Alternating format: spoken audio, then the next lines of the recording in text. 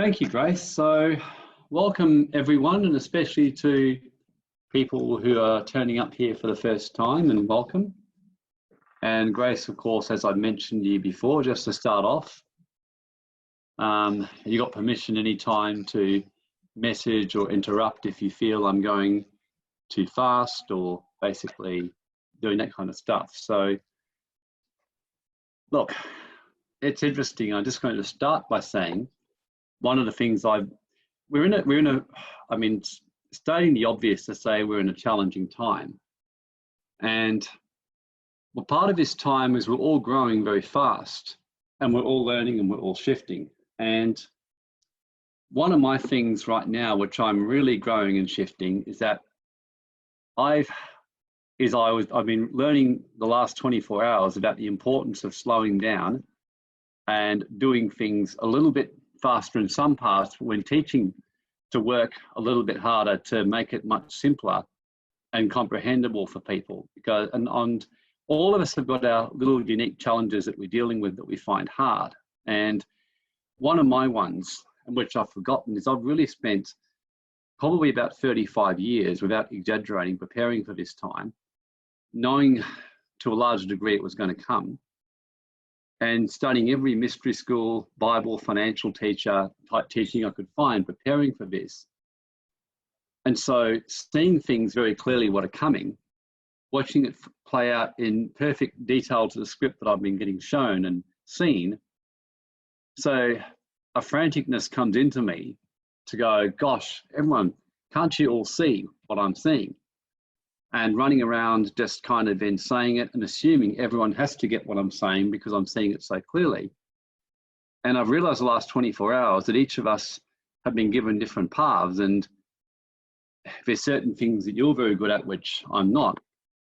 Like, for example, I'm very poor at practical things, as many of you know, and you would probably walk into my house and say, why haven't you fixed that particular thing? And I'd be like, oh, well, I'm not quite sure how to do it. And you would look at me and go, huh? Like Robert, who's here, is a very practical guy, and he would probably be horrified at some of the things in my house right now that we haven't fixed. And, you know, to him it would be natural. So I have asked Grace specifically to, you know, step in, and if she feels I'm going too fast, or, you know, to step in and kind of slow me down and clarify and help me integrate things if I have to. So, like I said, we're all learning right now, because this is a pretty serious message and teaching and time. And I really do want to ensure that over the coming days, because I'll be stepping up my teaching to help train people for what's to come and show you what's coming, to ensure that people navigate it as smoothly as they can. And in saying as smoothly as they can, everyone's going to find this time fairly challenging. And probably my starting comment would be, it's a little bit like if you get told you've got cancer, or you get told you've got a serious back injury or neck injury, as what happened to me at one stage last year. Now, you can go into denial and pretend it's not happening, which I had happened to someone a little while ago who injured their back and ended up going into so much pain. It was worse than childbirth for them 24/7, and they've got to get surgery and everything. I shat myself and took instant action. So the point I'm saying is, the best thing you can do right now is accept the truthful reality of where things are at right now without any form of denial whatsoever, which in simple terms means we're heading straight into martial law in record time, which, considering we've grown up in a world where virtually, I'm sure no one here has ever had military service, with no compulsory military service, I've only ever know what it's like by watching a movie or what they've read in books and heard from their grandparents. So it's very important to adapt pretty quickly. And based on the laws of consciousness that I've been teaching in recent weeks, that we do create our own reality, to start being more socially responsible and take a form of martial law within our own life. And in other words, and in our society, in a form of leadership, to ensure that all of us start to shift what we're doing and the way we're behaving and the way we're living our life for our own personal benefit at the expense of humanity. That's my first thing. So understand today, you're not going to get the full picture by any means. in recent weeks, it's like I've tried to cram everything in at once because I've been keen to help people in record time. And I've realized that from gentle prompting from the Council of Nine, who many of you know, dealing with higher level beings, have been teaching me to be under my own form of martial law with higher authority. And following the higher authorities, the senior management and angelic hierarchy that guides the planet. And in turn, that means slowing down and allowing them to dictate the plan, because they can see what's coming. They see the golden age that lies ahead on planet Earth and the wonderful times that do lie ahead through all of this. But at the same time, realizing that there's a dark night of the soul ahead.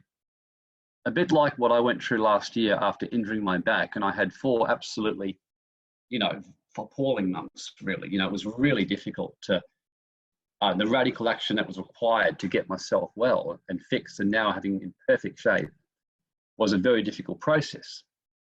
So I've written up some slides, so I'm just going to start by an immediate scripture to give you a little bit of an indication of what martial law means. And let me just show you something that those of you who come regularly would have read many times. Those of you who've not, you may or may not have heard this one before. And I always use the King James Bible just simply because, not because it's the perfect Bible. If you want a perfect Bible, you've got to go back to Dead Sea Scrolls and Hebrew Aramaic. But the best English translations that I've found, about 99.9% of Bibles now have been corrupted and are owned by various printing companies of people who've tampered with the sacred writings. So there's only really, the closest is the King James, the original King James, and the Geneva Bible is the best, but the Geneva Bible is very hard to understand. It uses very old language and things like that. So that's why I'm choosing to use what I see as the second best version that you can use. So what it says here shows something very clear, that we're living in a spiritual war or a mental war, a realm of the mind. And putting on the whole armor of God that we may be able to stand against the wiles of the devil, which, again, keep in mind, English is an imperfect translation. So devil is a form of Satan, the higher level reptilian archangel dark order. It's probably the best way to think of the word devil, okay? Dark angelic hierarchy order. And the words say, for we wrestle, which means we don't fight against human beings. In other words, it's not the government, it's not the tax office, it's not your next door neighbor who's pissing you off, it's not your mother who you hate because you think that she said nasty things to you and made you cry. It's not your not that guy who ripped you off in business and ran off with your money that you're wrestling against. They're just a vessel or conduit. But against principalities, against powers, which basically means realms, orders, and hierarchies which operate under strict law and authority, what we would label in humanity as martial law, against the rulers of the darkness of this world, against spiritual wickedness in high places. So in other words, very much like you're seeing on planet Earth, in an angelic hierarchy realm, you've got these beings and higher consciousness, non-physical form bodies like angels, beings, that are leading and attempting to bring the planet back into a golden age and into a light place where all prosper, all benefit, not some particular church, not that my religion will be great and yours won't be, but basically all of humanity move into a place of prosperity, success. They're following a fairly overall agreed order and standard of values and behavior and spiritual consciousness and law and order, with certain flexibility and freedom to live slightly differently because of our unique and individual differences as people and tribes, while still following an overall common law of consciousness. And by contrast, attempting to stop that and maintain control of a planet or realm or energetic realm, the realm of the mind, against another order, authority, or realm of beings who equally operate in a military order, law, and hierarchy, that's basically attempting to keep humanity completely different fighting against each other, serving self-interests and doing all their own stuff and ruining their planet and ripping everyone off in business and basically kind of doing shitty, horrible things to each other and treating women appallingly and treating different people really badly, pretty much for their own personal gain. So that's just basically the best way to think of it. And it's very important to understand when you read any kind of Bible or sacred writing, the problem that we've had is that churches have turned this into a linear, literal book rather than seeing mystery school teaching for what it is. So mystery school teaching is always done in parables and in codings for a very specific reason, as you will see in any mystery school teaching. And in history, any mystery schools that are working for the good have been done in secret. And they're actually not only are they hard to join, you've got to apply to join and usually get rejected. Pythagoras was rejected basically from his mystery school at first and had to work really hard to get them to accept him and prove his worthiness of them. Jesus' mystery school was the same. And not only was his mystery school tough, he even told his disciples, we specifically hide the teachings to stop dark forces misusing this stuff to hurt humanity. We're seeing today what happens when dark forces get control of powerful high-level technology to hurt humanity. And it's woeful. We see it in our own eyes. So you can see why, we can see with new bioenergetic warfare and the things that are starting to open up. And some of you may have heard of 5G towers, and although they could do a lot of good in giving a genuinely better speed of internet, a bit like money, if misused, they can actually be used as a form of bioenergetic warfare to activate viruses in people's systems and kill them or instantly make them ill and other stuff. So anything that can be used for good can also be used for dark. So this is why mystery schools and Bibles and anything like the sacred book of Enoch, the Dead Sea Scrolls, are really written in a very symbolic coded language where you actually have to work to understand them. And Jesus actually said specifically to his disciples, it's done this way, and I don't want a lot of these people to understand this stuff because of the damage that they will do. And it's kind of like teaching a rampant angry child how to use a gun. Very good chance they'll go straight out and shoot someone. And so this is why you've got to prove yourself worthy historically to be any kind of mystery school, any kind of teaching. And I've been slowed down today because the Council of Nine told me very few of humanity are ready for this time, Warren. They said, just because you're seeing these things, we know that you spent your whole life being a bit of a rescuer and an older son and looking to help people. And you really want to help people. But right now, people don't want to, they're not believe what's happening. They feel something's wrong, but they prefer to keep their way of life and go to their bars and go to their clubs. They have no idea of history and what's transpired. They have no idea what inevitably comes from this. You're educated, you've taken the time, but most people would much rather buy a whole lot of properties or go and, go to the doctor and get a pill because it's easier. And they still haven't really changed it. And the thing that they're really upset with in their heart right now is they can't believe they can't go to the beach whenever they feel like it and do what they want. They said, that's the truth. So they said, you're going to have to slow down because there's going to be 3 phases of how this will play out. There's been a lot that I was told over the last 2 years, and a lot of it I have not revealed yet to humanity fully. And now I've been given permission to reveal it, but it's going to take time to bring it out. And I was in shock myself because they told me some times and dates and specific things, and it has happened precisely as I was told. And even my family are in shock because they thought I was a bit crazy. Remote viewer Ed Dames specifically, for example, said in 2020 a pandemic would start, and he also talked about where it would lead to.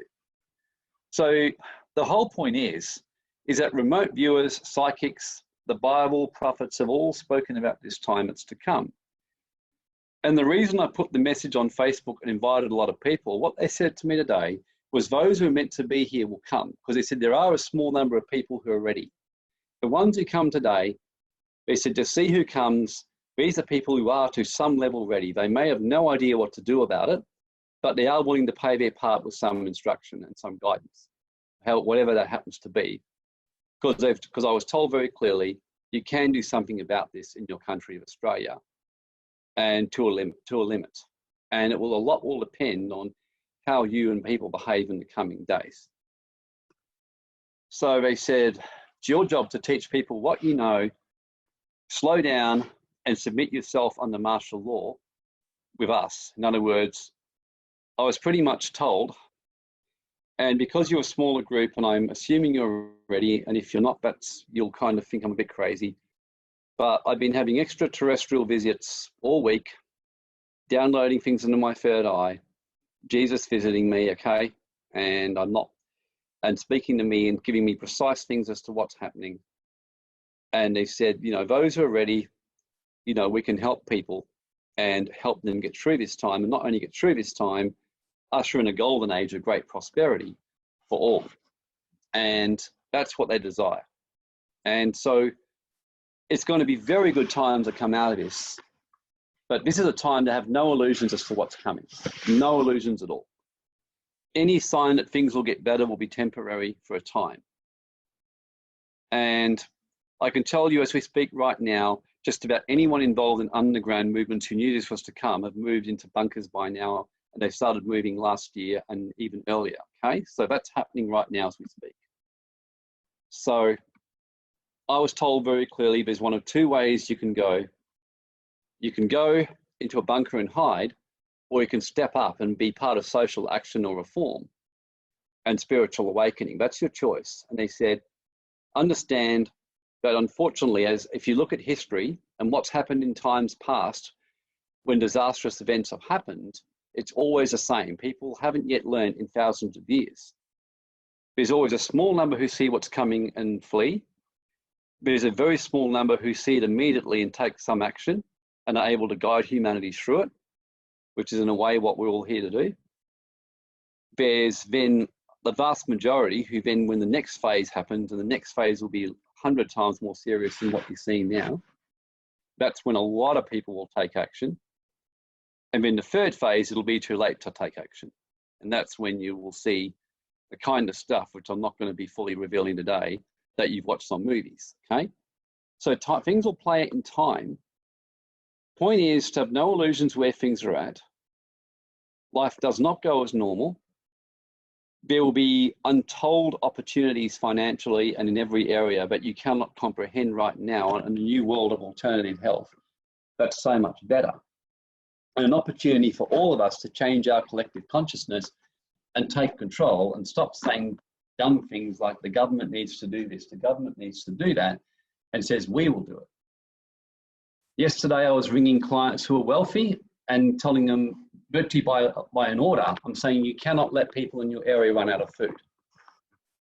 Everyone, there's no reason for this. There is abundance of food. And people will riot if they run out of food. You know, if people will riot when they've got no toilet papers, they will riot if they can't eat and they've got kids. And they will more than riot. They'll look for people who've got food and steal from them and beat them up. So I said, you cannot, under any circumstances, let people do that.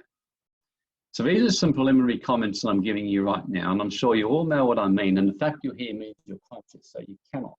And every one of us has responsibility in our local area to do our part, okay? And be certain. And that also will get the attention of the higher orders and councils. And I watched with fascination when Scott Morrison announced draconian measures today, and he specifically said, each state premier can decide, because some won't necessarily need that. An example he gave was Perth, Western Australia, which we felt would be the case. And I've been saying to people, because we've been working on here spiritually on the consciousness of this for quite a while, and we've been telling people to be socially responsible, and things actually are over here are responsible. Things are quieter. People are observing social distancing over here. People are doing the right thing and following things. So the point I'm making is, even though we may know the truth, which by and large about this virus is that it's pretty much, and I'm not going to get caught up in this argument saying it's nowhere near as bad as people think. The fact you know that doesn't mean you don't have a social responsibility as citizens to behave in a way to help basically keep law and order and keep things at peace, to avoid the kind of things that otherwise come out of it, whereby everyone doing their own thing and arguing with each other results in rioting, okay? So this is something that we must be absolutely sure we take responsibility, because if we can ensure our people have food and the people in our community are taken care of, you can rest assured overall things will remain pretty safe and that won't be needed, okay? So anyway, that's just the start of things. So keep undistracted, and it'll be finished definitely by absolute latest. I have to go to another event I'm speaking at today anyway to help people out in this time in the community, a very small room, which has got a small number and meets the rules about social gatherings and indoor gatherings. I'm making sure of that, and I won't enter the room if it doesn't. So I decided to basically strictly abide the law and make sure people are doing that, because this will help the community rise up and become responsible for its own government, as we're meant to do, rather than have some centralised authority. Right now, we have a centralised authority, and we deserve one, because by and large, we don't do things correctly and don't manage our communities responsibly. So that's my first comment. So let's just make sure you've got your notes handy and everything like that, and there'll be a recording. And let's make sure that the picture you see in front of us does not apply to any one of us on this webinar, because that is certainly where we're heading without any question whatsoever, no doubt. And I think now everyone in this webinar would know that well and truly, otherwise you wouldn't be here. So I'm just going to go through, and I've got some preparation, some will evolve. I'm going to ask you as well, if you find at the end you don't understand certain parts, then by all means, put your questions in the text chat. And Grace has already knows she's got authority to step in if she needs to and kind of stop me and just explain and slow things down. And, you know, we got time to do this stuff, and things will settle in certain times. I've been given some time frames and some periods very precisely. So we have a very short time. And when I say short, you cannot imagine how short it is, but there is time for instant action immediately. Ian says they're scanning foreheads here. Really, Ian? You're in Philippines, aren't you? Can you actually elaborate to that one? Because I know it's happening in parts of Europe already, and I was going to say that, but mate, you got to fill me in. Just type in the chat and I'll keep going. I wasn't aware of that. This is where community steps in, you know. This is where I'm very, you know, this is why we do that. And we're learning to grow and evolve together as a community. Everyone has their part. This is the first thing that the book of Hosea, who was a great prophet in his sacred scroll, who warned his people at the time as to what was to come. 20 years later, the country was taken over. The women were raped, taken slaves. The men were killed or done things. Society was crashed, and they all became slaves, and their cities were burned. And what's interesting to note is every time in history this happens, the next civilization believes it was different. We're more conscious, it won't be like that this time. And if you actually map through history over 10,000 odd years, it's happened so many times, countlessly, you cannot imagine it. The Persian Empire felt that way. The Greek Empire. The city of Tyre, one of the most prosperous cities in the world that ever existed, fell that way. People got complacent, they got lazy. The Spartans took, basically with 300 people, took a place. Attila the Hun took down the Roman Empire, the whole empire. It's happened in so many places. And we really, unfortunately, people are deluded into their belief system because, especially today, to think everything's now different. So understand that, yes, stronger parties can come over, what you hear in China and things like that, and everything like that. So this is what basically happens. Ian says they're checking temperature. If high, you're automatically detained and you come into contact. Yeah, look, that's what I thought. They're indoctrinating people right now. They're getting you used to that, scanning foreheads. They're getting you used to getting injected without consent. You know, they're getting you used to the idea. It's a slow indoctrination process. And those of you who know sales know that the best way to get a sale is to indoctrinate clients through lots of good teaching, slow steps, bit by bit, until you get there. Those of you know in dating, you start small, build it up until you move into sex and then into a relationship or whatever. So if they came up too radical, people would resist. So it's a slow process. So eventually, and if you think about it, 30 years ago, when Barry Smith, Prophet Barry Smith, 32 years ago, sat there and spoke precisely of the events that would come, and I was sitting in his seminars for hours, and he explained about the chipping, and he went through about cameras coming in and going into people's cars and all that. He was labelled the biggest conspiracy theorist, as was I when I was telling people about it. As of January now, New South Wales have cameras going straight into your car, can look exactly what you're doing to see if you're on the phone. No doubt next it will be to make sure that you're not giving your child inappropriate material, or that you're not yelling at your child for child protection or something else. The point I'm making is, as Thomas Jefferson said in the US Revolution, that if the people allow, without any resisting or pushing back, because I'm paraphrasing here, governments to take control and give laws and give banks the power to print money the way they do right now,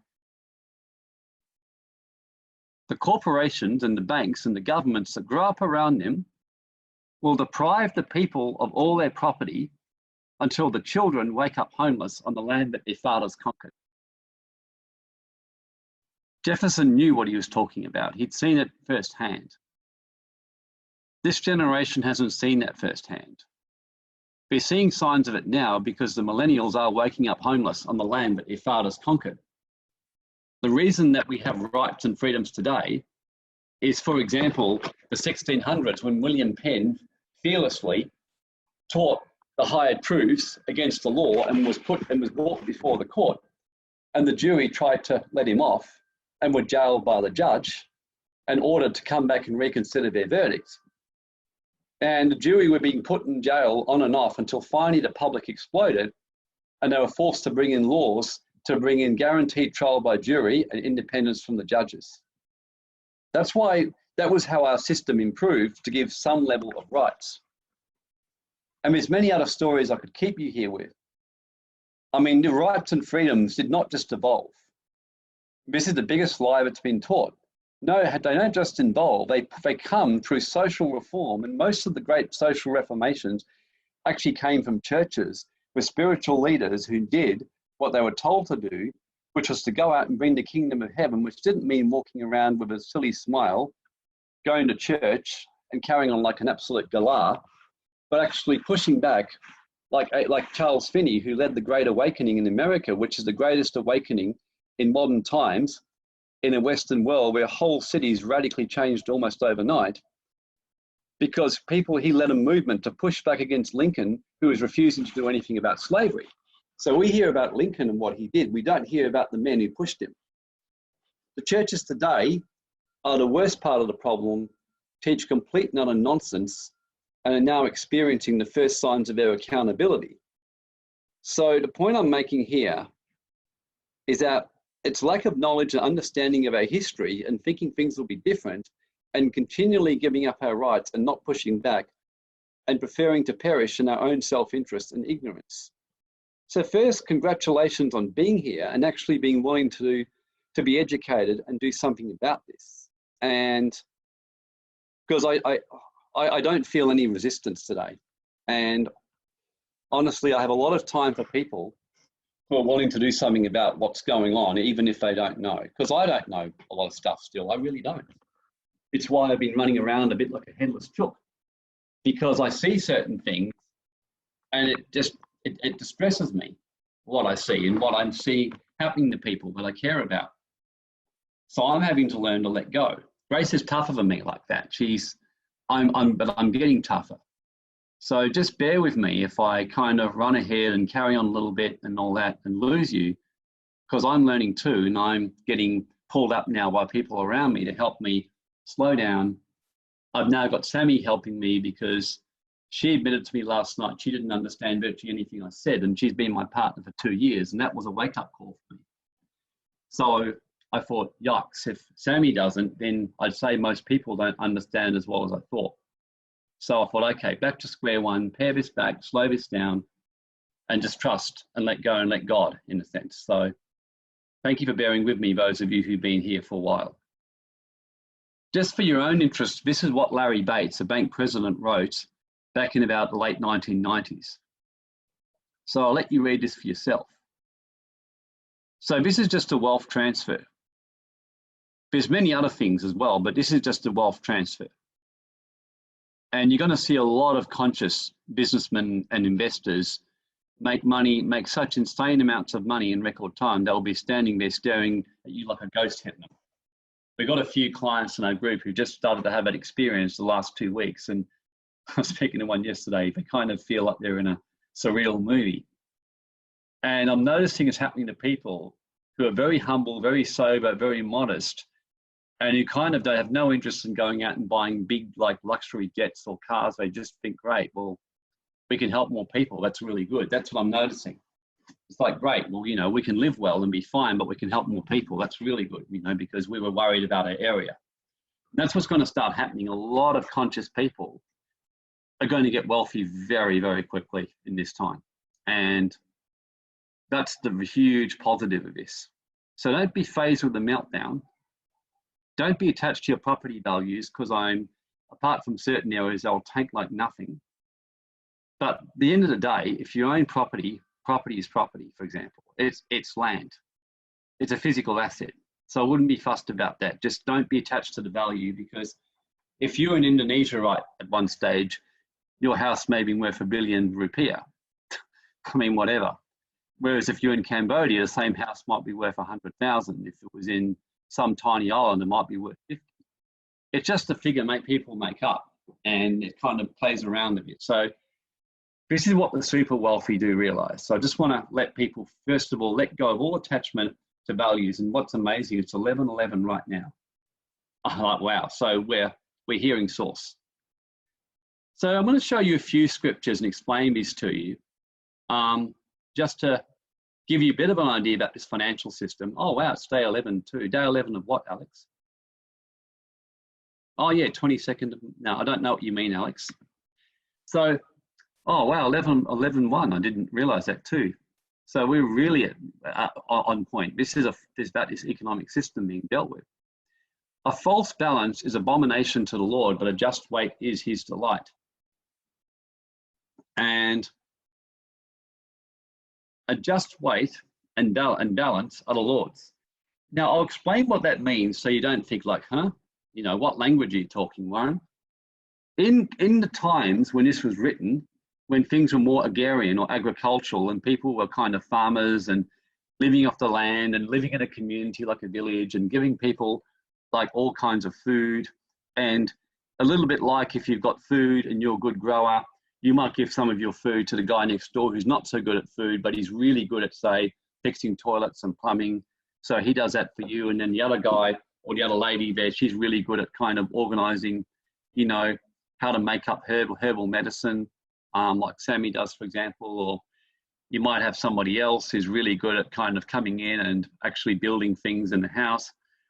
So what happened was some very unscrupulous people in marketplaces, they learned a bit of a trick to kind of trick people out of, because what they would do is, let's say you were going to buy a kilo of fruit and veggies or a kilo of gold or a kilo of whatever, they would kind of secretly put little weights and little, basically things under the weight to imbalance it.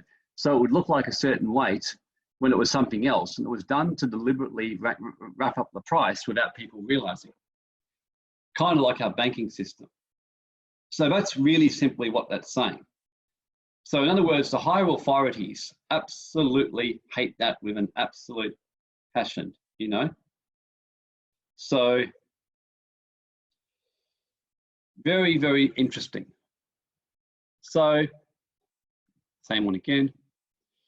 This is something I learned when I was in the underground common law sovereignty movement, which helped me to regain my power, learn to respect and work with the authorities of the land, but to also realize that my ultimate authority was God or source, something that the original church knew full well.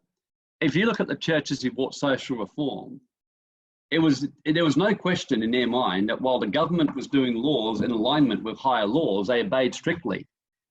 soon as governments passed laws that went against the higher order, they would deliberately rebel. And of course, they would pay a price initially, but they would bring reform. So this was what the original church would do. And that is why in City Awakenings Foundation, I was shown 20 years ago, I worked out why would people go to the state government, set up an incorporated church, which is registered by the government on their terms, get an ABN, a business name, and then claim to be, sovereign to the state. And I used to say to people, you can't do that, you're idiots. And of course, I got such a hard time about it that I just backed off it. And what I did was, for quite a long time, I operated our City Awakening back 20 years ago as a completely unregistered church. Under a private foundation, I learned how to set up in the underground movement, not the ones you see today, which most of them are shit and have been, I think, deliberate traps to get people pricked. But one that I designed using higher laws, which I'd been taught by people who knew. And I was actually called at one stage by the government about it, and I had to register, and I just told them, no, I just said I'm not going to do that. Of course I won't. And they're a bit surprised, and that was it, and I didn't register it. But then as time went on, I got a sense that I had an idea. And I actually did I created a trust deed, a charitable trust, where Grace and myself were the trustees. And what we did was we put a special clause in there, which I drafted, which pretty much said that we will submit to all state government laws, provided they align with the common law and higher law and with the Holy Scriptures. I said, if the government passes laws that contravene these, we're no longer bound by them anymore. Now, will the tax office and the authorities approve it? And they did. So, and I smiled at my smile. So now, as of this point, our church has been set up as the original churches used to set up, which is to say, yes, we will work within the laws while they're honouring the laws. And up until now, our church has never had a problem or spiritual movement, because governments have actually in this area been playing ball. They've given tax exemption, they've left us alone, and it's got the least regulation of anything in the world. So the point is, our real authority is to God or source. That doesn't mean we become reckless in our responsibility either. But it means we're governed in our law by the higher law, which is life, liberty, property, which is simple things like, I don't go and steal your stuff from you. I don't go and cheat with your wife on you. I don't kidnap you and do things to you I shouldn't. We help you. I don't get food and get rich and then hoard up toilet paper and leave you out because you're elderly and think tough luck. I do the right things because, I want to make sure that everyone can share in the bounty, in the abundance that we've been blessed in. So we're very aware of that stuff. And I've been very wise in terms of that stuff. I've even walked into shops and seen opportunities to buy up a whole lot of stuff, and I've just chosen to buy what I normally buy. And think, I've got a social responsibility here. So that's basically governing yourself by higher law. That's true sovereignty, everyone. True sovereignty is where you govern and do what's right because you're obeying a higher authority, which is basically senior management, which is the angelic hierarchy order, the councils that operate over things, the various principality realms that are working within the realm of the Father's kingdom. So, and basically operating, knowing that we are basically gods and higher ascended beings in our own rights. And that's why we're here, to bring, as Jesus said, the light to the world. He didn't say go and start some big church and put up this big building and then go and pay for his renovations and go and carry on like nitwits and then go and buy jets and say, oh, hasn't God blessed us? He actually said that's a sign of a false church. That's a sign of people who are basically just getting caught up in what everyone else is doing. And it's to be responsible, be modest. And I know a number of you here are wealthy and you're very modest people. You'd never guess it. A couple of you caught me out. I had no idea that you were actually prosperous people. I just thought you were kind of normal people and that kind of stuff. So that's true prosperity to me. It's restraint and using what you got for the higher good while still ensuring that first and foremost that you love your neighbor as yourself, which means first making sure you're well provided for in your family, and then with the surplus, making sure that your neighbor which, by the way, is if you actually read the Holy Bible and the Law of Moses, that's what it's actually saying. People kind of, because they don't understand the coding and the sacred keys that you've got to unlock to understand the scriptures properly and the Dead Sea Scrolls, they just read things and say, oh, it's giving you all this stuff and giving you all this stuff and it's all that. But actually the whole book is a book and teaching of social responsibility and ensuring that you will prosper, but then you will share your prosperity with the rest of the community so no one will miss out. And I mean no one. Yeah, Ian, bingo, yeah. Like Ian in Philippines, and I guarantee you, he would be socially conscious, and I'm sure he would deep down already be thinking of the people in Philippines and knowing what they're going through and thinking, yikes, we're okay, but there's people in Philippines, and Ian would know this, who, if they can't drive their taxi and they're getting stopped, they can't feed their family because it's a much worse world than over here in the West. So Ian would see that. And I think deep down, he would be feeling for the people. So that's the kind of thing. And then you start to think, let's do something about this stuff. If I cry today, just have to bear with me because I've been crying a lot lately. And I just feel tears now as I'm saying this because I really don't like to think of this kind of things. That's why I spent my whole life running for things, but denying it's happening is not going to help people and not going to change this problem. It's feeling the pain and then doing something about it in your community, being a leader. I'm still pondering it, but I'm seriously pondering, just making sure I'm not running ahead of myself, but I'm just waiting on the councils about whether to go and see the local council, thinking is there some way, I don't know if it's a time yet, but I feel now or at some stage to go see the local councils and see if there's some way we can provide a program to give some education to small business in the area and help them to keep their business solvent, for example, to keep our area stable without running around looking for government stimulus packages. I know that's the path, I'm just pondering the timing, so I'm sitting on that. But for example, just to really ponder, at the very least right now, food, making sure that that basic is covered. Here's some scriptures I've been giving my family and team for a while where they thought I was a little bit over the top and the doomsday guy, but I was given this. And many of you know, but 2 years ago, my life got changed when I've had spiritual experiences over the years, but I'd kind of lost heart a bit, lost the idea of what was happening. I could see what was coming. I was certain humanity wouldn't listen. And I just was like, I just want to be out of here. And deep down, there was a desire to die. Because I want to be out of here. I don't want to be here because people, I can't see anything changing. I don't feel equipped. I'm kind of mucking up myself and not doing a particularly good job because I'm just running around doing tax work. And, who gives a shit really if people pay less tax or not in the big scheme of things, unless it's helping humanity. That was where I was at. And I had an experience with the Council of Nine who oversee this galaxy, spoken about in the Keys of Enoch and various other mystery school teaching, which then led to a number of experiences in many days and basically higher level dimensional heavens and being shown things and being taught how to, clear mind control and other stuff that was going on in myself for a higher work. And then since that time, life's been challenging, working out exactly how I deliver it to people, which is why I've been given permission to share fully and freely. So just to let people just very slowly, just like I had to walk through stuff, and I can move quicker than most. This is one thing I was given.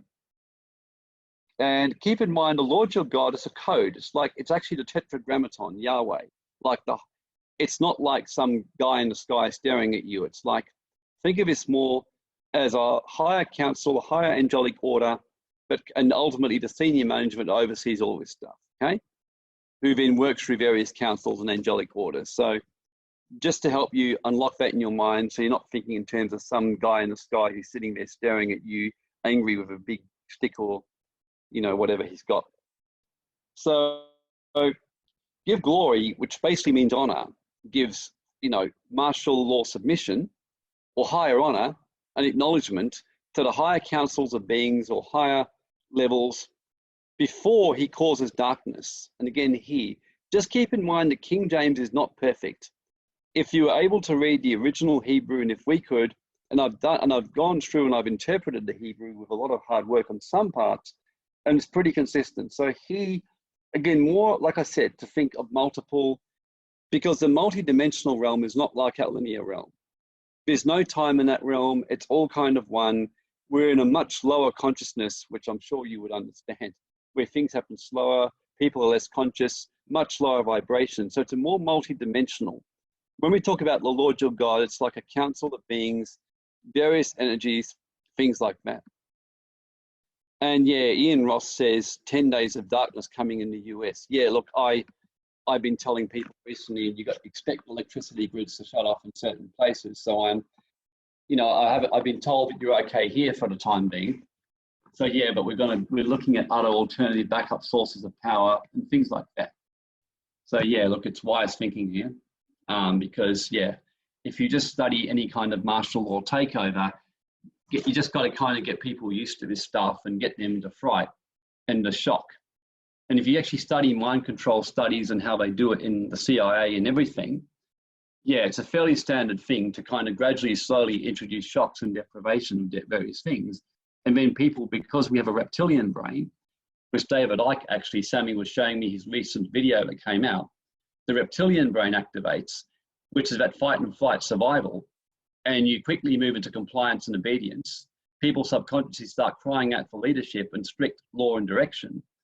So if no one's stepping up in the church or around you, they quickly run straight to the first person who's doing it, which right now is the world leaders, Donald Trump, Scott Morrison, Jacinta Ardern, who, by the way, just decided that while everyone's with the coronavirus, secretly rushed through a bill for selective abortion, so you can kill a child anytime you want to, right up until when it's born, just because you don't like the sex or whatever else you don't like. So they start pushing through unpopular laws and things like that really quickly, just to basically get them in, because everyone's focused on other stuff. A bit like they pushed through the Biosecurity Act in Australia secretly, which is now what they've activated, that gives the health authorities power to quarantine and basically do other actions with people. So while people are deprived, in shock, seeing shortages ahead, the reptilian brain switches on.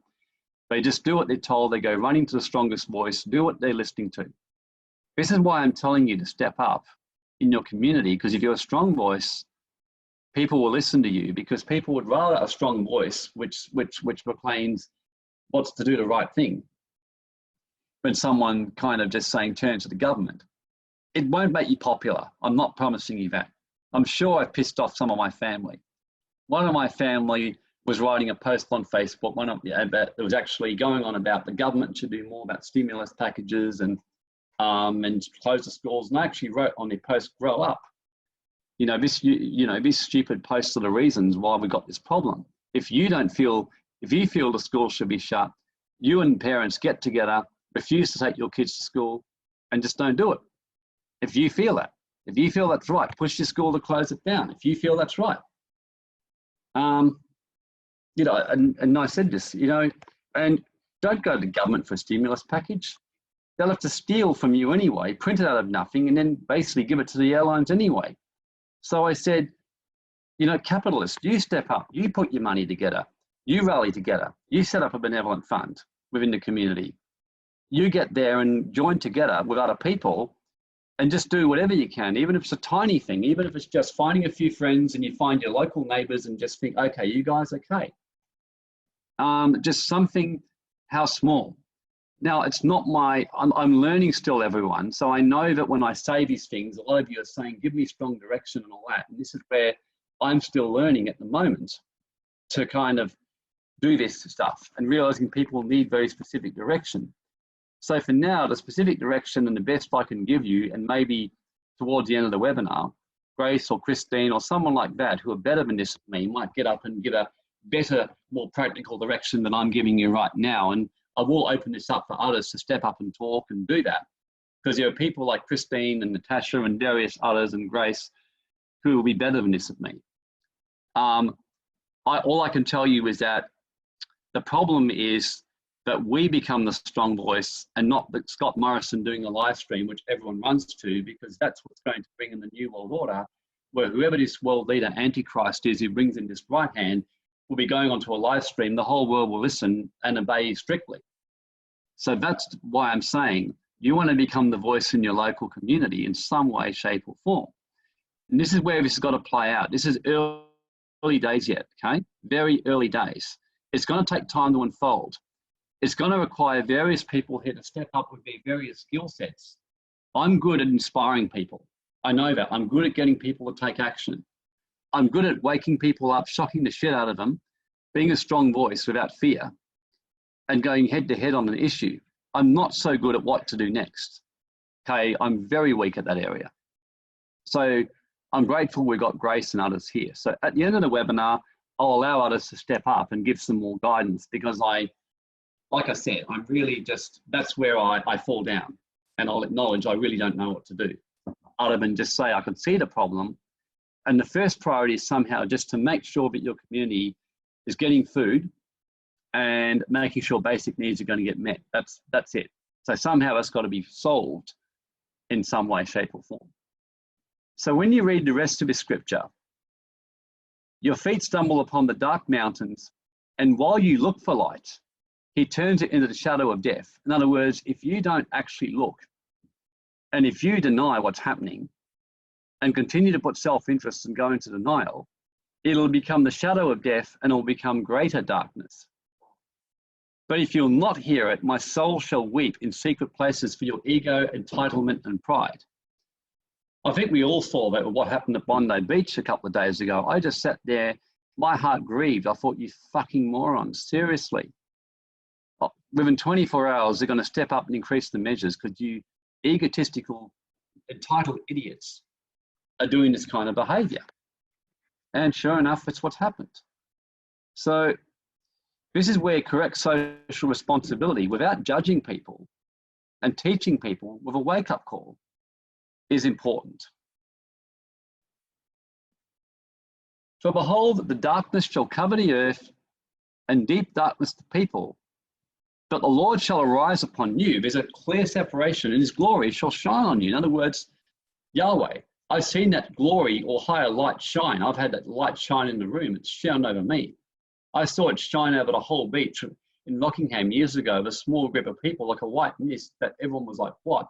Because we did some work to break things over that area. So the darkness shall cover the earth. In other words, it's covering the minds of the people. It's a realm of the mind. That's why they're getting everyone locked down into the realm of the internet, because this battle is moving into the realm of the mind out of the physical. And that's where it's going to be won, is in the consciousness, as well as stepping up in their physical and the social responsibility department.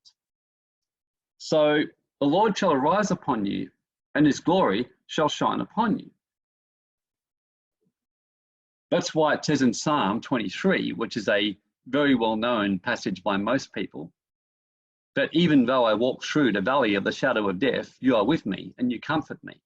In other words, when we're doing what's right and we're shining in a higher vibration in our purpose and prospering for ourselves, but also making sure there's prosperity for all, then the light increases in us. We start to shine more. People in the community who at first might not like you, they start to gradually admit that what you're doing is the right thing. And many people who previously behaved unethically in business start to behave themselves better. People who previously were using very shonky sales tactics start to kind of realize very quickly that you're getting all the business because people can trust your business because you're honest and you do what's right and don't use shonky sales tactics. And very quickly they start to pull themselves in a line as well. And you'll see that happening. And this is what it says. You've all heard this one, but let's actually read what it's saying. The very first verse. And he calls all, and let's be clear, all who are in that system. So there is a way out. That's why I said this is going to take time to unfold. This could be like a 100-hour teaching. So today it's just starting the ball rolling, then I'll stop, hand over to Grace, Christine and others, and then let them kind of go through and help people understand the next stage, whatever. But in other words, anyone who's still in that system and trading in that self-interest commercial system where money commercial comes first and still looking to the government under a socialistic order and things outside yourself and not taking social responsibility, whether you're small and great, whether you're a celebrity, whether you're a singer, whether you're an Instagram, girl who's running around wearing sexy clothing and looking beautiful on the beach and selling travel products with a big smile, whether you're a world leader, you know, whether you're basically the richest guy who's driving around in a big jet and all that kind of stuff, free and bond, to receive a mark in their right hand or in their foreheads. In their right hand or in their foreheads. If you go back, this is the thing, we've actually had prophets and people who have basically paved the way, as we always do in societies. We do get warnings. That's one thing about the higher councils, they always give opportunity to avoid outcomes. Not just Nostradamus, Edgar Cayce, all told about this time to come, Charles Finney with the Great Awakening, David Wilkerson in 1973, a great, great pastor of a church in New York, will set the trumpet to your mouth. He wrote a book, and he talked about what he called Judgment Day or Day of the Lord, and he spoke about the things that were to come, and it's been happening bit by bit in every way. How New York, he particularly said, is going to be judged, come on a lockdown. He said all kinds of stuff, martial law, you know. So they were warned by a really true prophet, David Wilkerson, in 1973. Fantastic pastor, one of my, you know, a very admired man for me. 1988, Barry Smith, another great prophet, came and taught all over the world, taught in Perth and learned all this stuff. In 1988, he knew because people would come to him and give him inside info. He would name names. He told us who would be next US president. He's exactly right. He went through all this stuff. He gave us precise details of what would unfold. And it's all happened as he foretold. The move away from cash, the cameras. He wrote books, which you can find him online, First Warning, Second Warning. So Barry Smith. But he specifically said in 1988, they already have a technology and they've already worked out that the best place to put the chip for best results is the right hand or forehead. The right hand better than the left hand. So Ian Ross went to Barry Smith seminars. Yeah, weren't they amazing? You know, a true prophet. I mean, Ian would know. I mean, I used to find church boring, even though, unless the power of the Holy Spirit was pouring out, and I was having supernatural experiences, but I thought most of the preachers were idiots. But Barry Smith preached for 2 hours and I didn't want to leave the room. I was so sad when he'd stop. And my aunt and my uncle knew him and went on a tour with him, and, you know, basically spent 3 months with him. And they said to me, you know, almost one of them, they knew David Wilkerson personally. They spent time with him and said, oh, the greatest men, you know, people we've ever met. And my uncle, who literally caused distress and anger in every church he went into and used to upset them, because my uncle was a badass. He used to just speak his mind and walk in and tell pastors they were idiots if he didn't like what they were doing, and pretty much try and take control of the board to sort them out. You know, he was a real badass, my uncle. But there's about 3 men he just listened to like martial law. They spoke to him, David Wilkerson, Barry Smith, and there was a guy in Perth, Pastor Will Pope. You know, the only 3 people that he would listen to. And so, and he just said, these guys spoke truth, is what he would always say to us, say to me. Notice the next words, but no man might buy or sell, save he had that mark, or the name of the beast, or the number of his name. So to understand this sacred coding here, this is the part I'm not going to go into too much today because it will take time. The best way to think of that is the name is like a sacred coding. In mystery schools, they talk a lot about names and sacred names and codings, okay? So there's certain codings, sacred geometry that many of you know, specific numerology sequences that do certain things. And 9/11 was chosen specifically for the numbers as well as anything else. So there is a special code here, which I will admit, I've got some, I've been shown some things about it and some is still unraveling. Somehow the only thing I do know is 6 is the number of physical on the earth.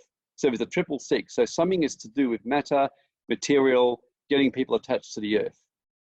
But the main thing is for you to get today is that everyone who's not basically in a new higher conscious system, in their thinking, in the realm of the mind and everything, will basically take this mark. And years ago, most people would say they'll never get cameras in when I'm around, and now we've got cameras. I remember people would say they'll never get rid of cash, and they are. Even now, it's so clever, many shops are refusing cash because of the spread of the virus. So soon shops won't need to ban cash. People just won't accept it. This is where Australia is very clever. They don't really stop you from doing anything. because they tend to think people are stupid. And by and large, they are right. We're a convict nation. People do what they're told. And by and large, Australians are not the smartest people on the block when it comes to these things. We're smart in other areas, but Australians just kind of meekly do what they're told and just whinge behind the scenes. And so you don't have to bring in compulsory vaccination. The vast majority will be begging for it unless we change the consciousness and start to re-educate people and show them a new, higher vibrational way of being. So we don't need to do it. That's why I said I said I'll be highly surprised if I make it compulsory in Australia. They don't make things compulsory here. They just set up choices. Like, if you don't want to register your church, that's fine, but you can't get tax exemption. If you don't want to get a financial services license, that's fine, but you can't do this. So everything's more like that in Australia. So it's clever. So, I mean, Ian's already said that, but this is old stuff I just copied this morning from a slide I did, because I actually did a seminar on this 18 months ago with much more detail, and I was actually going back over it today and reading in astonishment, because I pretty much, if anyone ever wants to watch the recording, they can ask me, but I was going through in detail the scriptures and teaching about what they're going to do, and I thought, shit, I actually was right more than I thought I was at the time. So I knew I was right, but after that I started to think maybe I am getting too extreme. Anyway, just notice what it's saying here, that people already are getting used to it. Now, if you think about it, it's not really that hard to convince people, because people now are terrified and they're afraid of kids getting kidnapped. So the idea of a dog getting microchipped, now people don't have a problem as a whole, because they think, well, there, if my pet goes missing, I can find them. It won't be hard to convince people that, you know, microchipping their child will be good, because if you microchip the child, then you can make sure that you can track the child, and if you lose them or they go missing, you can just use a beeper on your smartphone and you'll find them. You can use an app like you do Uber, or like you use anything. So people have been voluntarily conditioned now with Uber apps and everything else to using an app, satellite maps. So then of course they can find their child very easily and kidnapping will end. So you can see how it'll be not that hard when they're ready to convince a lot of people to microchip children. And as time goes on, a lot of people will do this voluntarily without even questioning. Certain parts of the world, it will be completely compulsory. And that's why it's important to realize who the Bible was written for, okay? This is where a lot of people, this is what I learned in the underground movement in the mystery schools. And I'm going to give you an example to try and help you here, okay? Let's just say that you decide to write a book on Australian history or American history, okay? And that's all you're going to do.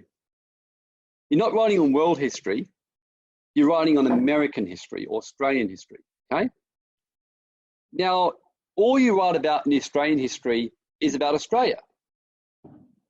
So you start to write about it, you write about your life experience, you start to write about what you saw, you write about what you've seen, and you'll only really mention other countries to the extent it's relevant to Australia. Like you might say, you know, back in the 1900s, you know, back in the 1700s, England turned up and some people came from the land of England, and when they arrived in Australia, they settled here. Then there was a problem in, say, 1870 because America did this. And then in the 1930s, Australia entered into a new agreement with Europe. And then by this year, private imports started coming in from Europe. And then Asia started doing this. So the point is, although other countries and groups are named, the real book's about Australian history. So you've always got to ask, who was the Bible and sacred writings written for? And it wasn't written for humanity. First and foremost, understand that, as hard as it may be for some to believe, it wasn't. They were written in mystery school codings for those who basically a higher vibrational consciousness to teach from the higher teachings when it was, and for them to learn this stuff and be able to use it to help humanity, and done in code to make sure people work for it. Now think of it this way. It's like if those of you run a business, okay, do you want every single client, no matter who comes? Of course you don't. You will set up a system or funnel or some kind of system to filter out who comes in. So for example, at the Awakening Within, we do filter this out. We don't accept everyone, because someone might turn up and have all the wrong ideas. They might be unaligned with what we're doing. They might actually be a problem client. You know, we've had people turn up and I've realized very quickly would be a major problem client And we find that out in the filtering process, so we get rid of them quickly, or we have to quickly whip them in the line. The point is we have a system to make people earn their right to be clients of us and work with us and get financial help, especially now. I do not wish to help someone financially who I in any way perceive as unethical or unconscious. So that's a good example. So we have rules and systems and funnels to, as well as to basically maximize, to make sure we get the best return and profit for what we do, and as well as to make sure that we help in the highest way. I'd rather help a smaller number of people to get spectacular results who are really willing to do their hard work, be relatively low maintenance clients, and use the money for good than trying to help millions of people all from my thing, where many of them won't listen to me anyway. They'll whinge and complain and carry on and be always pestering me. That's why in investment opportunities we do, I'm very strict who I let in, because I'm not interested. Warren Buffett was very strict in his funds. If someone ever complained once in the early days in his private investment, he would instantly send them back the money, no questions asked. They'd be in shock.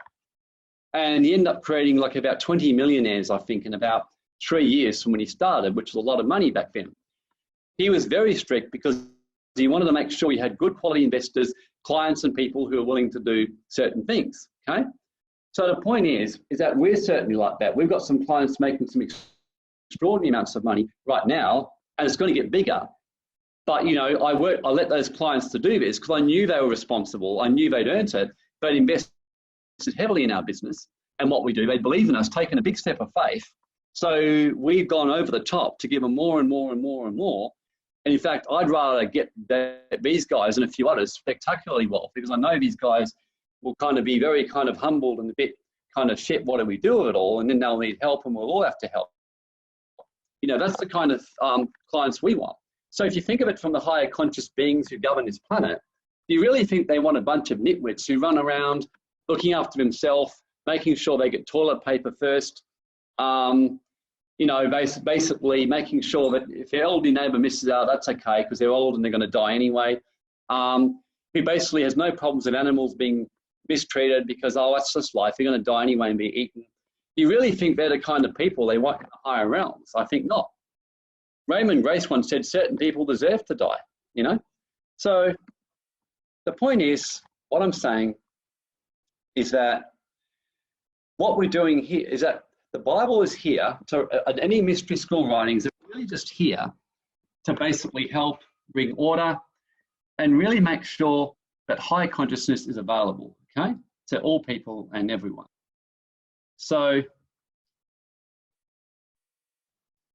yeah, the point is in those, so let's just ask, will everyone be affected now? So there are going to be people, and 144 is a sacred number, okay? So in other words, there's people who are conscious, who have done the right thing, and there's various other passages and sacred writings that have shown, and you'll see throughout history when things happen, there's always people who are taken care of. And not just taken care of, marvelously taken care of. Marvelously. And when you think about it, the higher councils just want a lovely number of people who are really here to do the right thing by each other and prosper. We have a beautiful group of people right now in the awakening within.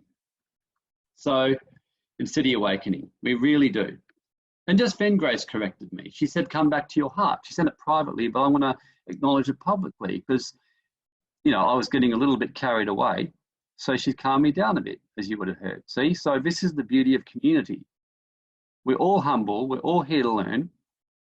And I tend to be a bit of a military commander because of my past life experiences and things I've been shown about things I've done and who I've been.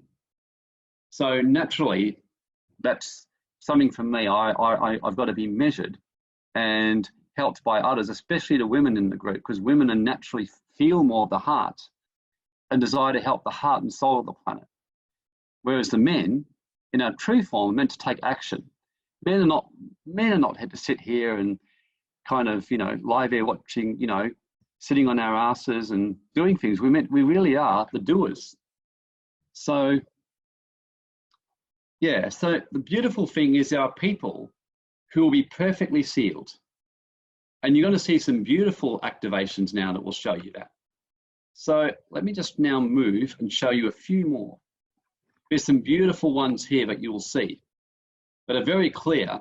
There's a sacred sanctuary, okay? And keep in mind, this is all coding.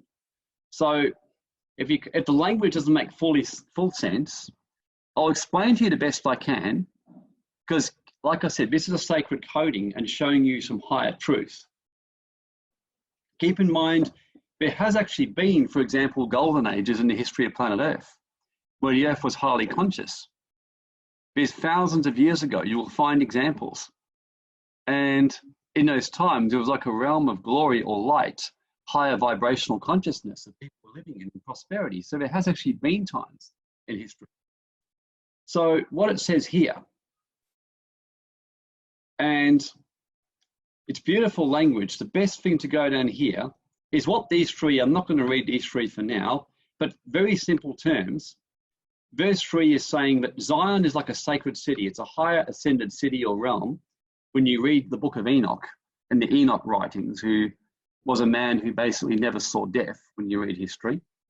And in the golden age, Enoch led the planet into a golden age for a period of time when you study history, and then departed from humanity in a whirlwind. And there's many writings.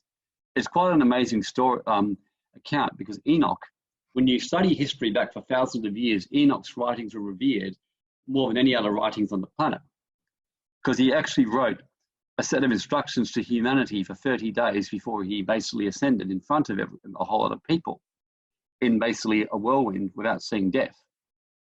And so when Enoch ascended, he left a series of instructions for planet Earth. So all throughout the Bible, the book of Enoch is referred to. So much of what you see in many of the scriptures, they actually quote the book of Enoch. And what happened was even the early church revered the book of Enoch. And many have said to me, why isn't it in the Bible? It was kind of like, and this is a whole different teaching, but the short answer is for now, and I know it's got to be elaborated, but the Bible is just a collection of sacred writings that was put together by people to basically give humanity the best of what they saw of the instructions available at the time. But there's many other instructions as well that were revered other than the Bible that were important, which is made very clear in the Enoch writings. So the book of Enoch was just assumed to be a sacred writing in its own right. So what happened though was around about 320 AD, the book of Enoch basically and many other books were burnt. And some of you may have known that much of the history and sacred writings got burnt. But what happened when people hid the writings in the Dead Sea in an underground cavern? And for around about 1600 years, the writings remained concealed. And they were uncovered by someone in around the 1940s, hidden under the Dead Sea, called the Dead Sea Scrolls. And the Dead Sea Scrolls were a mixture of various sacred writings, including definite confirmation about the accuracy of the Bible, because many of them confirmed it. There was a whole lot of other books ranging from the War of the Dead Sea Scrolls right through to the War of the Sons of Light and Darkness, which was specifically written for this last time before planet Earth's ascension to the Golden Age. And there was also the Book of Enoch. The missing books were found. And what's amazing is the way the books of Enoch starts is to say that the writings were specifically mainly for the generation that would exist at the time of the end before the Earth moved into the new Golden Age. He actually says that specifically. So it's quite fascinating when you realize that and think about that. So Enoch was basically the one who built this ascended city called Zion, and that's all I'll say for now. And what this is really saying is that all those who are part of the new ascended city, the new ascension, those who are really conscious and part of a new thing like that, it said, holy just means to be separate. In other words, quarantined or isolated, kept away from those who are lower vibrations. Why many prophets and holy men end up living in mountains in India, to keep their vibrations clean. That's why Jesus said to people who are his disciples, you're called to be in the world, but don't be of them. In other words, get out there and show your light and help humanity, but for goodness sake, don't become one of them. That's what they were told to do. Because if you do, you'll pay a terrible price. And that's what's really happened to humanity. Jesus has basically said, he didn't say go out and start a church and be like everyone else. He said, really be separate, be isolated, be in that high conscious energy, high ethics, unbreakable standards, following the higher truths. Go out and show your light, show that high vibration, teach the world, help the world lift its vibration, but for goodness sake, please don't become like these guys. I mean, you don't want to suddenly become a business swindler or somebody who then treats women really badly or starts to be a racist or whatever, you know. So the main point I took you here is that it says the Lord or the higher council, and the best way to think of dwelling places of Mount Zion and the assemblies is really those who are the ones I showed you previously, about people who are sealed or protected or of the higher vibrational energy. So in other words, it's talking about a place of protection. And it says here there shall be a tabernacle for a shadow. And when it says a covert from a storm, in other words, that means like a big tent. So imagine there's a storm and you've got a big tent over your house so the storm can't hit you. So a tabernacle was like a huge big tent. So in fact, let's just see if we can find what is a tabernacle. Let's just see if we can see it in Google Images, just to help people see what we mean. So yeah, it's like a covering, it's like a sacred place. It's somewhere like a safe place. That's a very old tabernacle in Wikipedia. See, it's like an outdoor covering, like a tent. It's something that's a strong material. There's a tabernacle there. This was an old tabernacle. That's an example. Covert, and then I'll show you a covert. What does it mean by covert?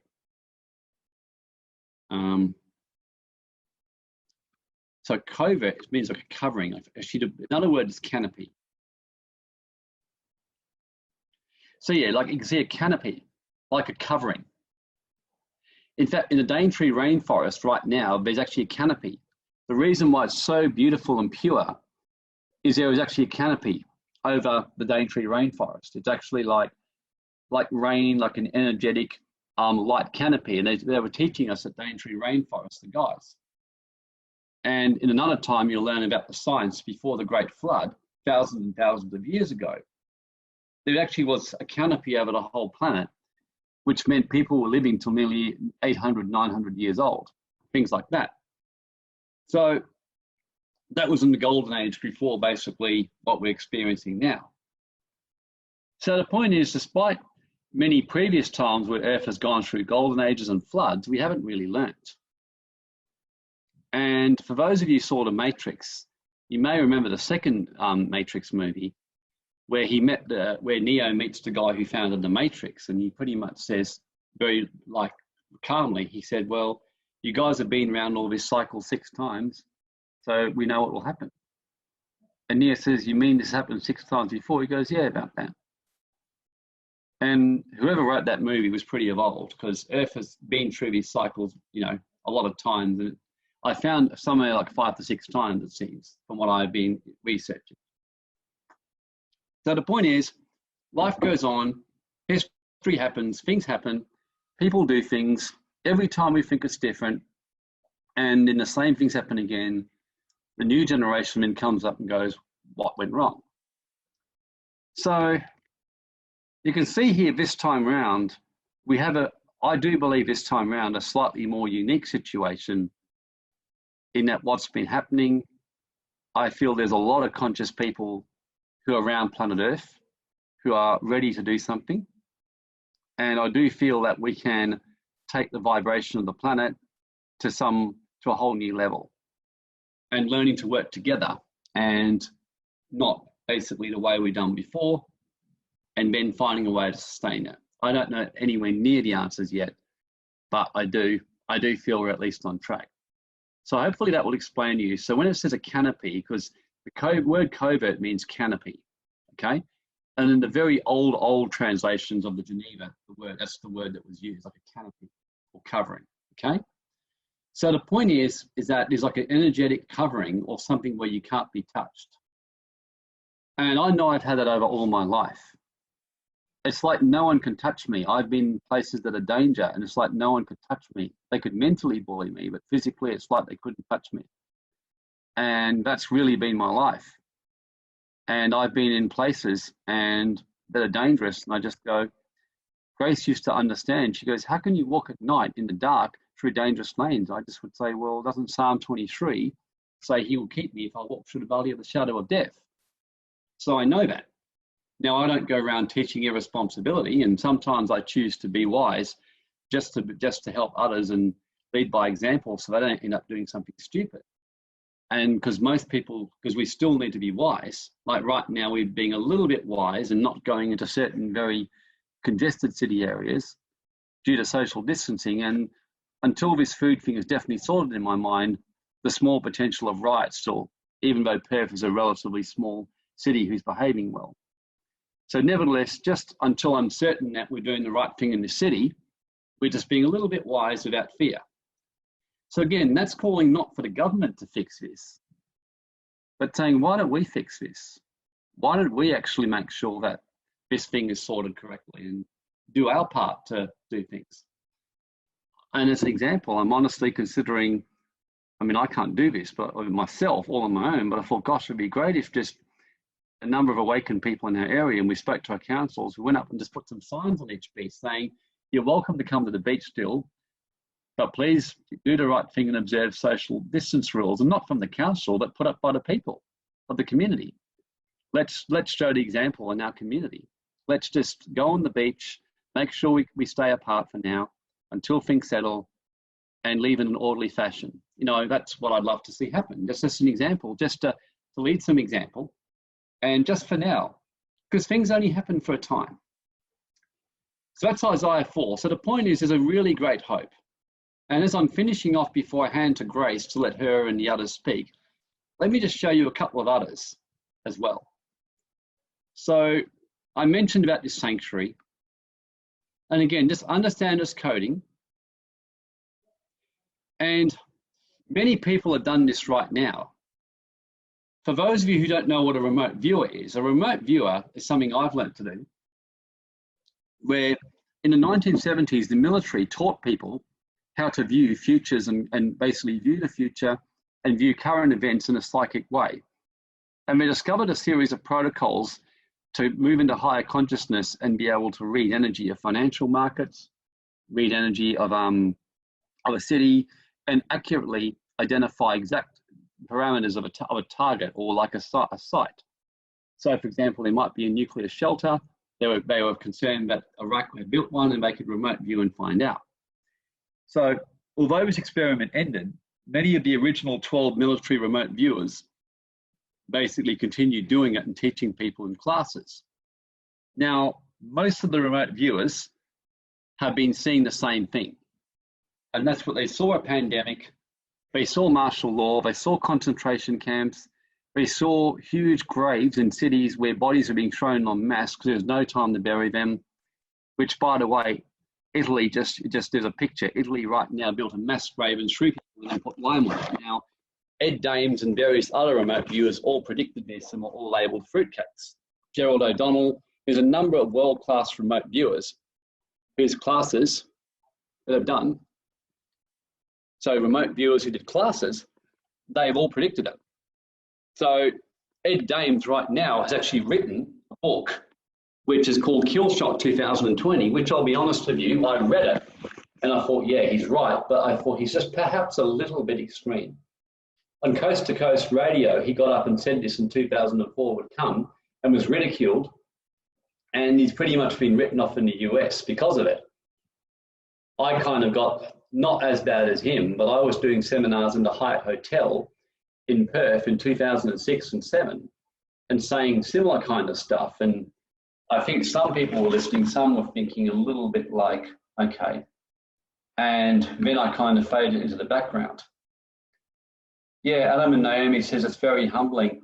Yeah, look, this is a leveling, Adam, you know, and Naomi, it's like, I'm the same, you know, it's kind of killed any little vestige of ego in me. It's humbling. And the quicker we kind of have no sense of entitlement in any way, shape and form.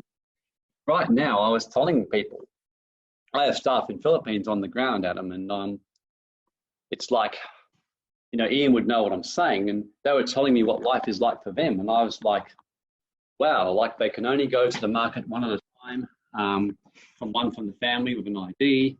It's strictly enforced, and people who try and drive their car on the roads against the rules, even to do work, get stopped and impounded if they keep going. And many of them, this means they won't eat.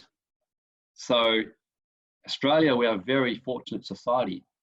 New York is now in full-on martial law lockdown as of now, if you've been following the news, and California is very close. They've locked down now, and martial law's, you know, inevitable.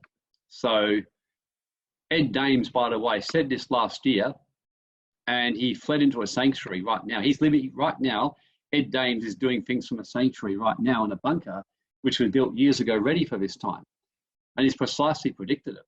So just understand that this is not a time to be anything other than very sober and be serious and take our responsibility as leaders of our communities. You know, because we are blessed. The fact is, I'm sure everyone in this webinar right now can eat. I'm sure that everyone in this webinar, and if you live in Australia right now, no matter whether you've got any money at all, someone will make sure you've got a home to be in. Someone will. There's people more than ever. You'll get to eat. You'll get to have a home. I've actually gone as far as, and I've really been private on this, but I've actually gone as far as for a long time training myself to eat light, comfortable with fasting, learning to eat less and less. In the event of things happening, because in 2006, and this is when I got a little bit I felt people felt I was weird and backed off. I actually explained there was food shortages coming. Number one, because of Revelation and what the scroll of Revelation says.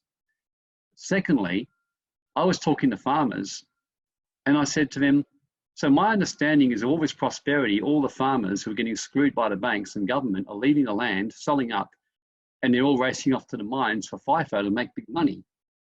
I said, doesn't it mean we'll have food shortages at this rate?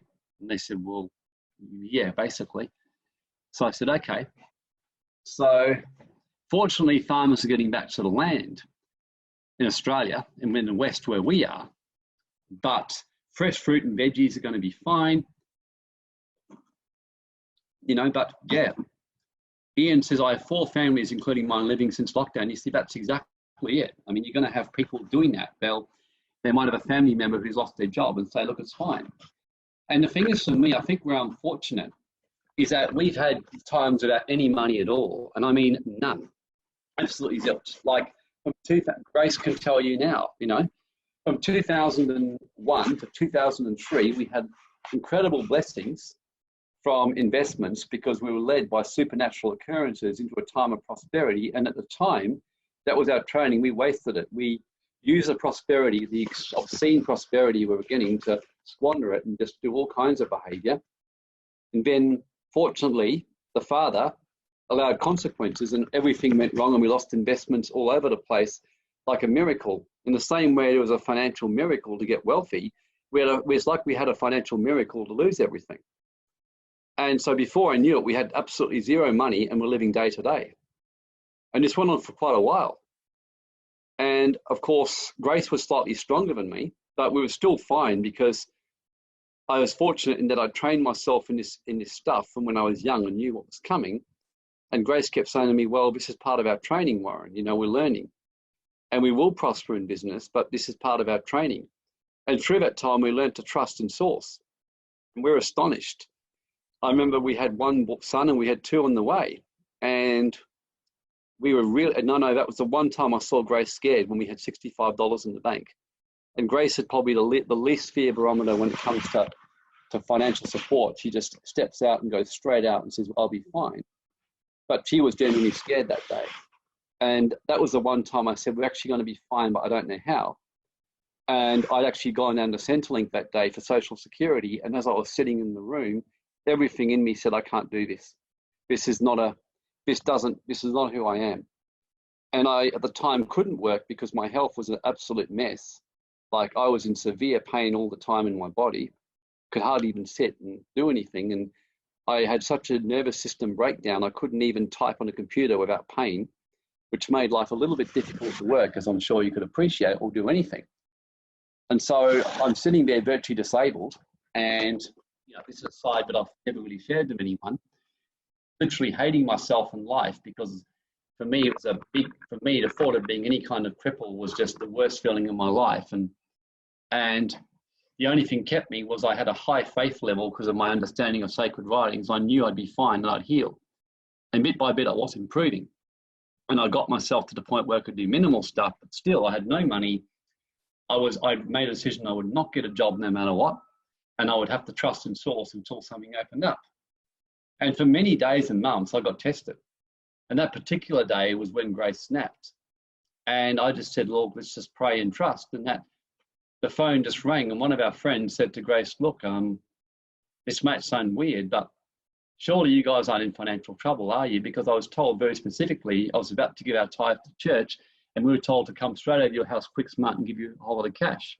Grace just burst into tears. But there was many events like that happened with us at that time. And then I won't bore you with the details now, but then some more, things opened up, and before we knew it, I was making good money very quickly. And in a whole new reign of things, a much more humbled guy and more back on my path.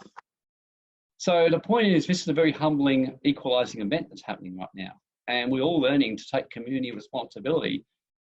And look, I say this gently to all of you because you're all doing the right thing now. I can feel it.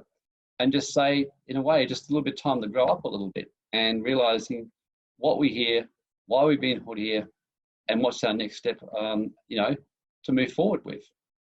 So Grace just made a comment. Yeah, look, I am going to do another talk tonight for those who would like to come. I just feel that this time right now, I'm going to share it around about 6 tonight, Perth time, which is 9 o'clock there. I'm going to share a little bit more tonight about the Council of Nine and what happened to me 2 years ago. So it's a little bit higher level than today. I'll still be simple in what I'm saying, but just so you know, if you want to come, you can.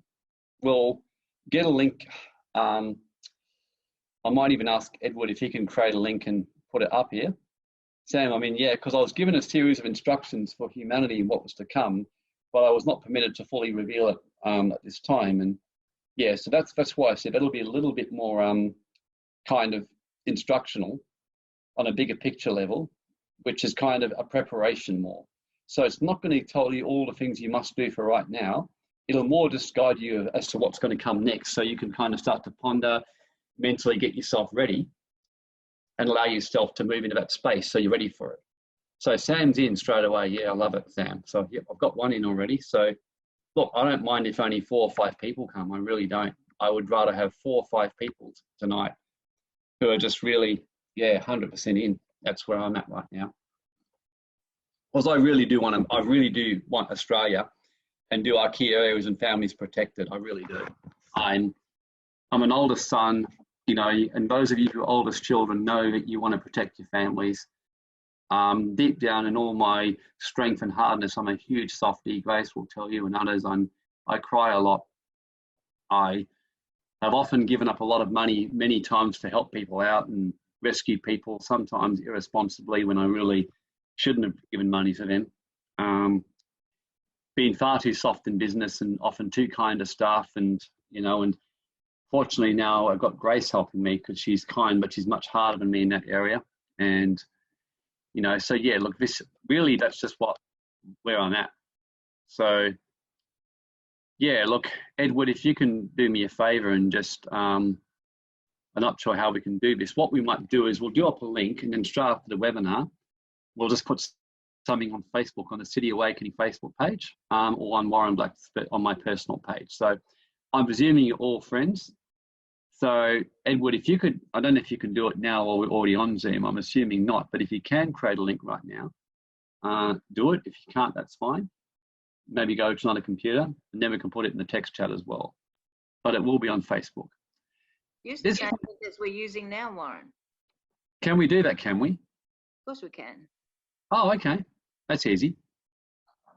Yeah, just use the same link. So just remember that. Okay, I thought it was a one-off link. So Grace, I'm going to let you take it from here and guide what you think should be next.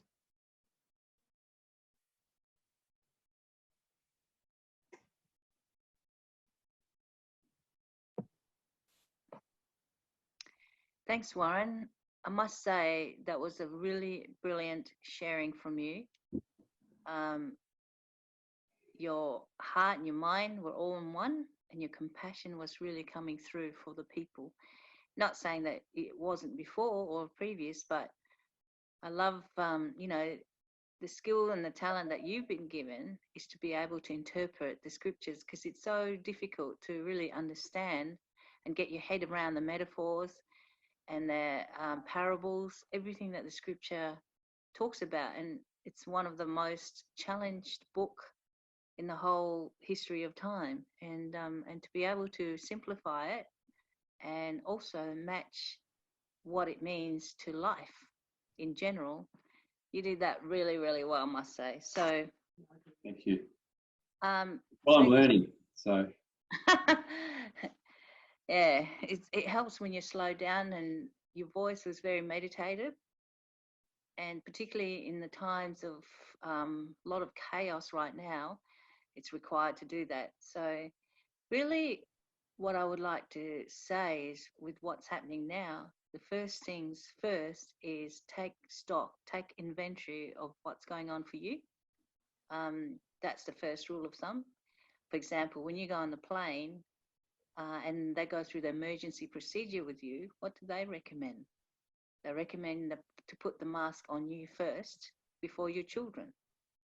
And so really, with what's going on, really look at what's going on for you, what's going on in your mind, what's going on in your emotions, what's triggering for you, what's going on for you with all these, what's happening in the world without, what's going on around there. And reflect in and just go back in within, really go into yourself and know thyself, really know yourself. That's the first rule of thumb. And again, take stock, take inventory, take all your emotions and really look, and don't deny anything, any fear. Don't deny it, just face it, just look at it, look in the mirror. That's the first thing I would say to begin with. Now, I think Christine wants to say something, wants to share as well.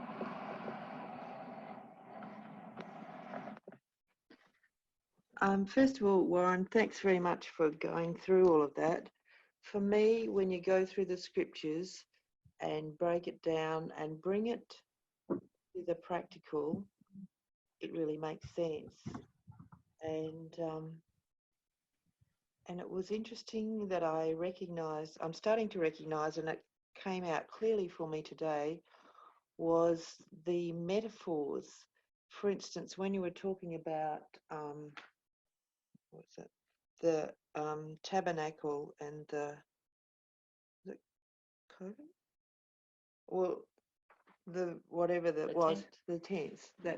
And you know, you showed the pictures, and I haven't been actually watching the news or anything, but I know that in various places, Natasha's from New Zealand, and she was telling us that they're rolling out these tents in New Zealand and stuff. And I thought, well, it's already written in the scriptures. And so when you explain it, you can see the metaphors of what's happening. So it actually brings what's written in the scriptures to the present for me. And it was really powerful. So thank you.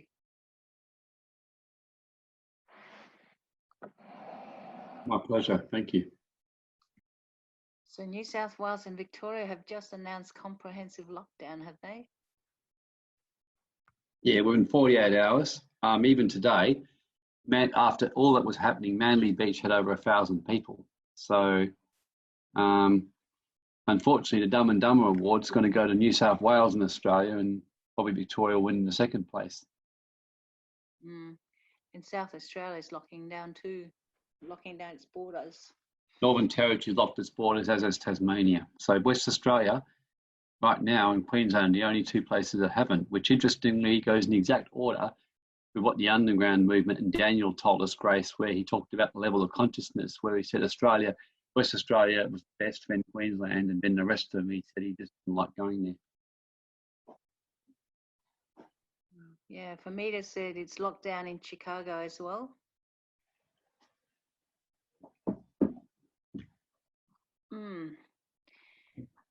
Well, I like what Isaac said right in the beginning is go within and meditate. So if you can meditate, because at least being isolated, it forces you to do things, you know, to slow down as well. But mainly, if you can meditate, slow your mind down, slow your emotions down, and really connect within the inner voice, because we are an extension of source anyway.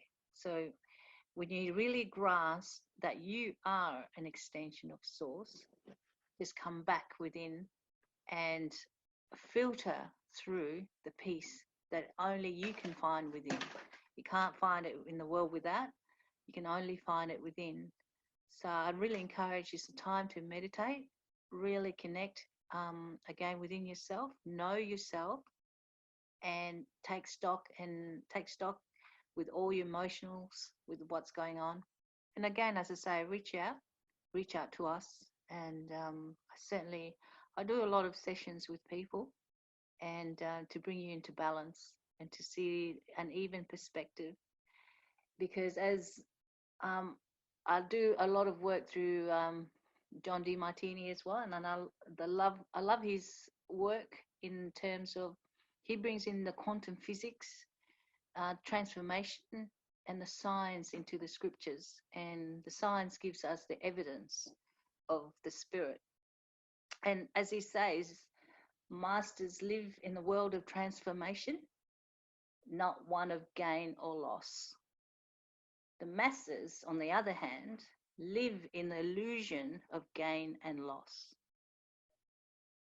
So therefore, if we are truly mastering our life, we are bringing into transformation. That's what our work is, to bring into transformation what is going within the world without, and transform it within, and to bring balance to it.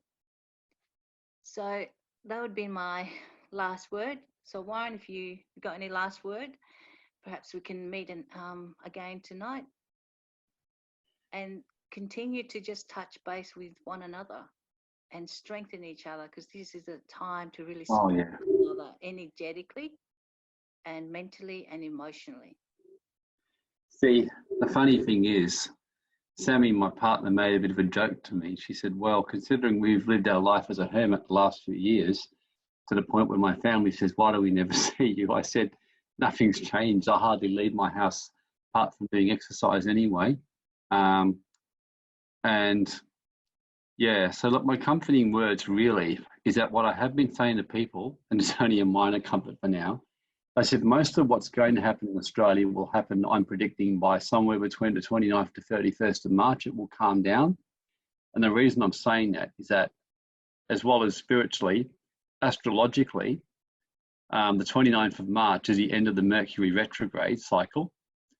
And by the end of the 31st, you end what's called a 7 loss cycle, which happens. Now, I won't explain that for now, because that will be another 20-minute teaching. But just take my word for now, and I can explain another time. So by about the 30th of March, so I'm predicting by Monday the 30th of March, so by this time next week, whatever's in place by then, it's unlikely a lot will change, except maybe a tiny few things over the couple of days after that. Okay? So the main thing right now is that I did like today, I feel that something we've all learned is I'm certainly learned to kind of, like I said, slow down, because I realized that was the one mistake I was making, which I'd fallen into, which with the tax wealth safe business, the big thing people rave to me about how good I am is my ability to make it simple. And I'm not the best tax expert by any means. I mean, I have mentors that are way better than me, but I'm just very good at making it simple. And I realized that was where I was falling down with what I was doing here. And so I'm really grateful to the people who are born with me, because over the coming days, in the early church, when they were going through great persecution and for their spiritual beliefs and not following the Roman Empire system, which was quite severe, and as Jesus, you would read about him, breaking their system could end up having you crucified on a cross where your nails are put into your hands and your feet, which, as you can imagine, is somewhat painful, and go through an excruciating death as your whole system breaks down. Either that or severe lashings of a whip. That was the kind of thing you faced, and which you still face in China today and have for some time if you have spiritual beliefs that differ from the system. I've actually got friends who know about this, like my friend who pastors in Melbourne can tell you, a fearless man who in Sri Lanka, if you got on the wrong side of the authorities with your spiritual teachings, the secret police would turn up and take you off and you'd never be seen again, just like V for Vendetta. They actually came to take him, and he said he spent hours in prayer that day, and he glared at he just, as soon as they walked in, he walked straight up to them. He felt this power come in. He said, "How dare you come to my house? What do you think you are? Who do you think you are?" And they stared at him in shock and said, "I apologize, sir," and they walked off. And he'll tell you about it. I've met some of the most fearless people you'll ever meet in your life who know the power of God to get through these times. I have a friend who had to go and live in the desert for a while for various reasons, and they had no food. And she would see food miraculously appear in her freezer. She'd just be told, "Open it." She would have a knock on her door and open the door, and there'd be food and everything waiting, a full meal, and there's no one for miles around. It's just the power of the higher source to look after you in a time like this is absolutely insane. That's why I do not fear this. My fear was much more for humanity, for the whole experience, and just for everything, and just having to keep myself from getting corrupted by the consciousness around me, because I so just want to get in and help, and my natural rescuing tendency, which I'm learning to manage and subdue. So the point is, let's just see what's happening is the right path for now, because even as we speak right now in Venice, which has been polluted for some time, the canal apparently is no longer polluted. It's looking actually crystal blue water because no one goes on it anymore. They can't. Pollution is starting to clean up in a lot of places because of that, because no one was doing anything. I was driving on the road yesterday and I actually was saying to someone, it feels like Perth back 40 years ago when Mum and Dad would drive me around when I was really young. I said, in fact, even like 30, 35 years ago, it feels like how Perth used to be. I feel like I'm in a country town. So this is really cool. So, there's a benefit to all of this, as Grace had just put, a real benefit. So we can just embrace this time. And I've been watching opportunities like open up in business and investment like I could never imagine possible. I see millennials and I see people owning homes again, everyone being able to have a house, which is a basic human right, in my opinion, As Ian Ross says, gone back to 1980s, yeah. And I actually liked the 1980s. I actually did. I overall liked that period. So I like the churches that were around at that time. I like the music. And obviously things have shifted in the better in many other areas because things do balance. The point is, it's all got beautiful benefits for us all to really transform, all of us to change. And can you just imagine what's going to happen to everyone in the business and financial world? And the last thing I'll say for today is, can you just imagine in a short period from now, the ability to walk in and start cafes and businesses in empty properties for virtually nothing? We've been creating a manifestation, for example, for a huge block of land, which is right near us, that we wanted to set up an awakening center to help humanity, but the land is 20 million. And I was saying today, I said, I have a feeling that in not too distant future, we'll be able to walk in and give a concrete business plan to help humanity, and we'll get given it for free. And we'll get plenty of help to build that center and actually help humanity and build these centers all over the earth, so. But for now, there's a time for everything, and the time is what, and it is what it is now. That's the main thing.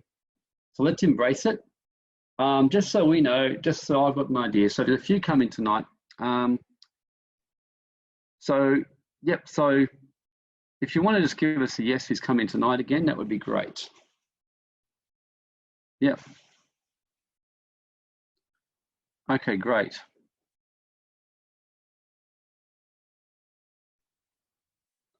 Okay, beautiful. Yeah, in fact, Grace, Linus Perry just messaged me. You may remember him. He might be dropping over too. He's a prophet in America I know very well. He's very interested into this one. Yeah, so he may be able to, he's keen to listen to the recording of today and he may turn up, but Linus is a friend of mine and a prophet over in the US. So, like I said, wonderful things are coming out of this.